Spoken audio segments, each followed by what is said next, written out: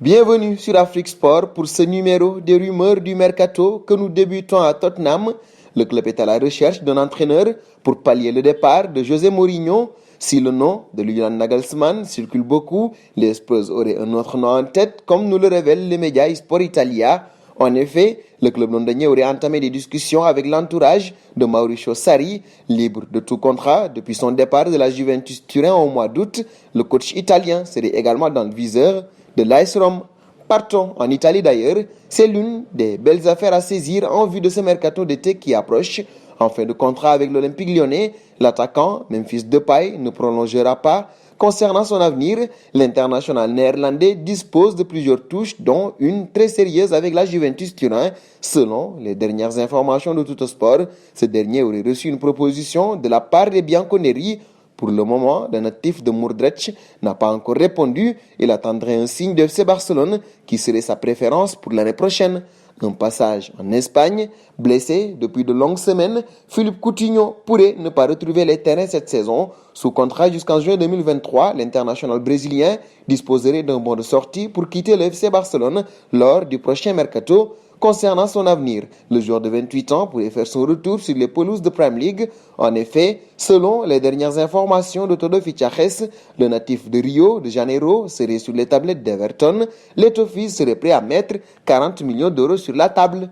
De Coutinho, on passe à Umtiti. Sous contrat avec le FC Barcelone jusqu'en juin 2023, le défenseur central ne sera pas retenu par sa direction durant le prochain mercato d'été. En effet, afin de faire rentrer des liquidités dans les caisses du club, celui qui n'a disputé que 13 matchs cette saison sous les ordres de Ronald Koeman sera vendu et plusieurs formations se seraient déjà manifestées. Le nom du Zénith est notamment sorti il y a peu, mais le champion du monde 2018 aurait également la possibilité de retourner dans son club formateur, l'Olympique lyonnais. Si l'on en croit les médias Stop and Goal, les deux clubs ont déjà évoqué ce dossier, même si aucune offre n'a officiellement été formulée par l'OL.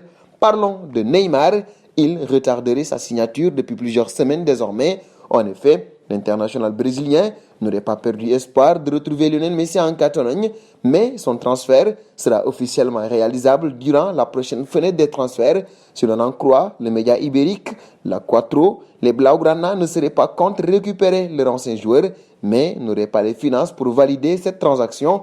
Les Barcelonais n'envisageraient que deux formules pour le récupérer, soit sous forme d'échange avec plusieurs joueurs, soit gratuitement à la fin de son bail. Ce sera en juin 2022.